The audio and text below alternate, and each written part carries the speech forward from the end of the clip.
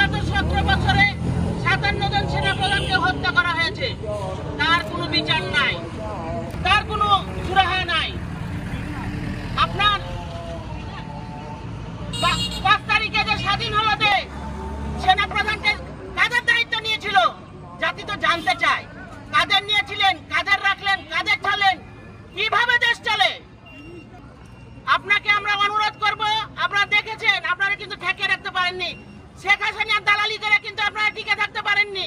আপনারা শেখ হাসিনাকে ঠিক কি দেখেছি, আপনারা বিএনপির লোকজনকে গুম করেছেন, আইনা ঘর বানিয়েছেন। আপনার কি সবই অজানা? আপনাদের কোনোটাই অজানা না।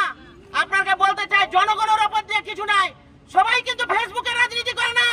আপামার জনসাধারণ আছে যারা বিএনপিকে ভালোবাসে, খালেদা জিয়াকে ভালোবাসে, তারেক রহমানকে ভালোবাসে, জিয়াউর রহমানকে ভালোবাসে।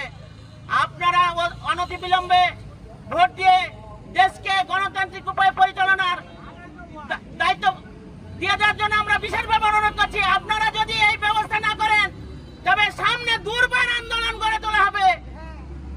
এখান থেকে কেউই রেহাই পাবে না। আপামর জনসাধারণ নিয়ে আবার মাঠে নামবো, এই বলে আমার বক্তব্য শেষ করছি। আসসালামু আলাইকুম।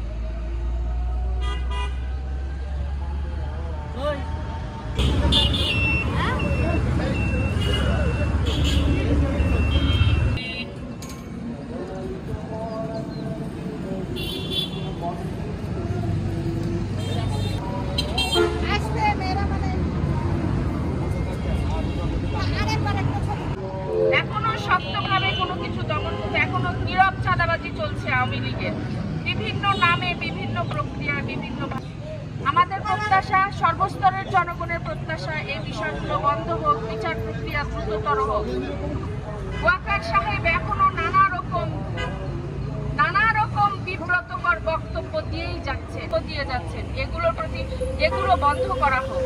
ওয়াকার সাহেবকে সঠিকভাবে তার উনি বসে আছেন সেই জায়গাটা যেন উনি সঠিকভাবে ব্যবহার করতে পারেন। ইন্টারিম গভর্নমেন্টের কাছে এটাই অনুরোধ যে সেইটা যেন নিশ্চিত করা হয়।